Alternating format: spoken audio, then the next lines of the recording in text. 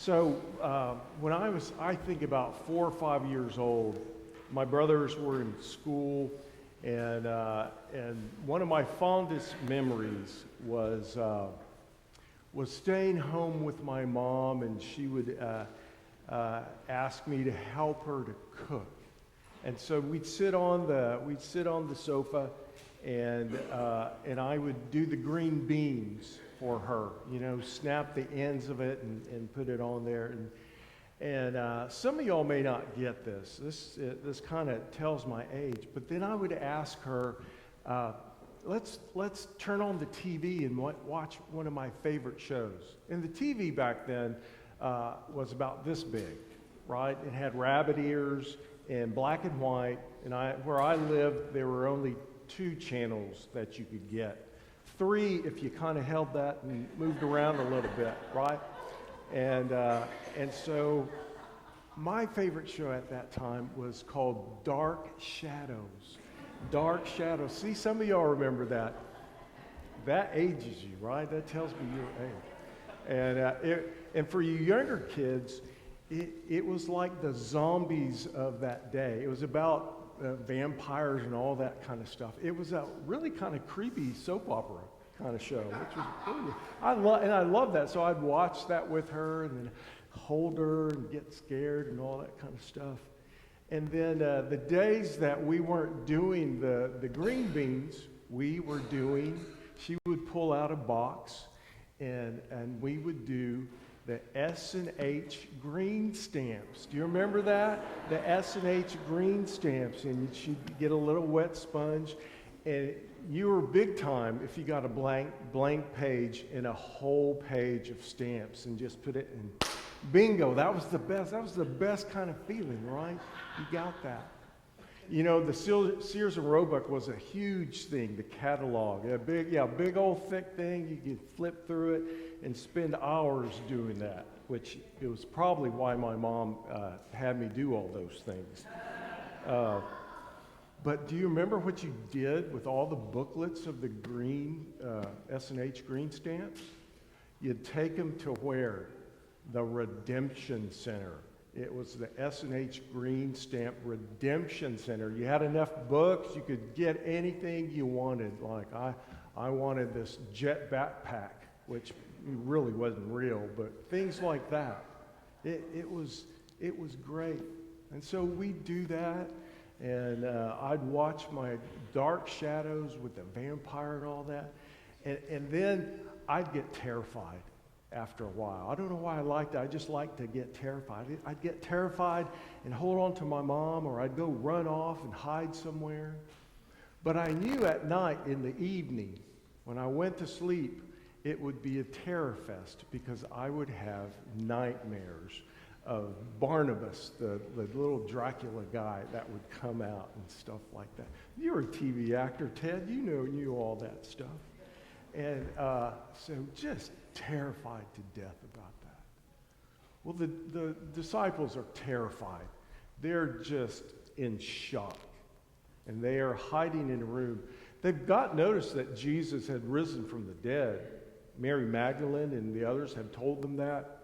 They've run to the tomb. They've come back. And on that first Easter, the first gathering of the church, really, they all gather. It's the first Easter. And they gather, and they're terrified in a locked room. Justin's planted a church in Houston called St. Aidan's back just a few years ago. What was your very first meeting like when y'all all gathered together in that schoolroom? Yeah, our first service, Sunday service, Yeah. there was incredible joy. Tons of people from the community came. It was a lot of fun. Yeah. And I bet, because you love banners, I bet they were whipping that banner around, all those things, and there was a big cake and fruit punch and balloons and all that kind of stuff. It was exciting. Well, the first Sunday, it's not exciting. They're huddling, quiet, terrified. It's the first gathering of the church. That's shocking. And then, while they're doing that, in the midst of them, Jesus comes and stands right before them. I'm amazed at what does not happen. I'm amazed he just doesn't come in and start shooting laser beams at them. Pew, pew, pew, pew, pew, and go, "Whew, that was really satisfying. I like that. That's nice." Or shaming them. You, Peter, all your bravado. You left me hanging, bro. You just left me hanging. Peter, John, James, they all left. Some of them came back to the cross, but they all left. They all turned their back. Jesus isn't saying, "Look, you betrayed me, and I'm turning my back on you." Ha! How do you like them apples? He doesn't. He walks into the room. He stands among them. And he says, "Peace. Peace be with you. Peace be with you." It's not a salutation like, "Hey, good morning," or anything like that. It's shalom. And it brings all of God's glory and actions and works into those words of shalom that Jesus says to his disciples that betrayed him. All of it culminates into what he says, not once, but twice. May God's completeness, may God's mercy, forgiveness, and justice, and endurance, and undying love be with you and upon you. And then he shows them his hands, the scars, and his side. Look at them. These are the source of the shalom.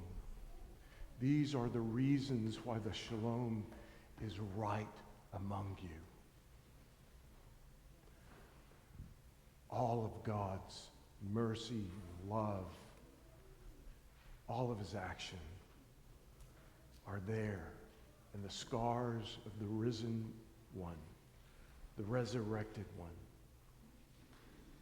And he will tell them, "As my Father has sent me, I am sending you." You're plan A. There is no plan B. You're plan A. And then it says Jesus breathes upon them.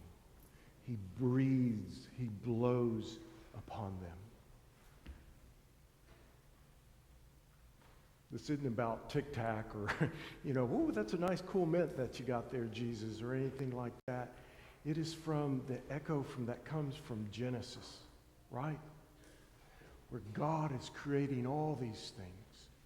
God is bringing life to all these things. And he will mold Adam. And he will breathe into Adam's nostrils. He will blow into Adam's nostrils the life of God. Right? Doesn't go quite well, as we see later on in the Old Testament. But God breathes life. And he's breathing life into these disciples. He's calling them to come to a whole new life. He is showing them his hands and his side to say, "Look, I am risen," but not just that, but that I am calling you to be with me. The Spirit will now be among you, and you will be with me to be the peace of God, to be the peacemakers, to be the lovers of people, to be the ones who are merciful, to be the ones who will bring joy and the ones who will bring hope out of death, light to a people who cannot see.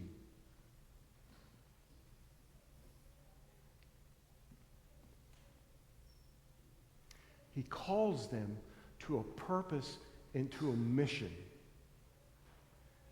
that they are called not just to be peacemakers, but to those who need forgiveness. He is calling them to be those who will forgive others in the name of this risen Lord. They hide again the next week. Thomas is among them. And again, Jesus doesn't chastise Thomas, but he will show him proof. These are my hands and this is my side. Put your finger in your hand and I will show you who I am. He is calling all of us, not just the ones who have seen, but the ones who have heard the good news that the risen Lord has kicked sin and death in the teeth and say, they have no power over you. They have no power over you. And I am calling you as my disciples to be about my purpose and my mission. Whether you sing in the choir, whether you serve on Sidewalk Saturday, whether you're the head of HEB, whether you're over here in the library teaching, or whether you're taking your first communion today, whatever we do and whatever we say and how we act in the name of Christ is a proclamation that we are part of the body of the risen, resurrected Lord, and we proclaim victory over death and sin. It has no eternal power over us. And we will see that in the things we do, in the things we say, in the way we act as a spouse or a son or a father, or as even little ones.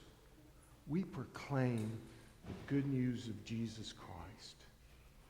And we're not stuck in terror over a little silly make-believe thing like dark shadows. We stand in the shadow of the cross. Amen.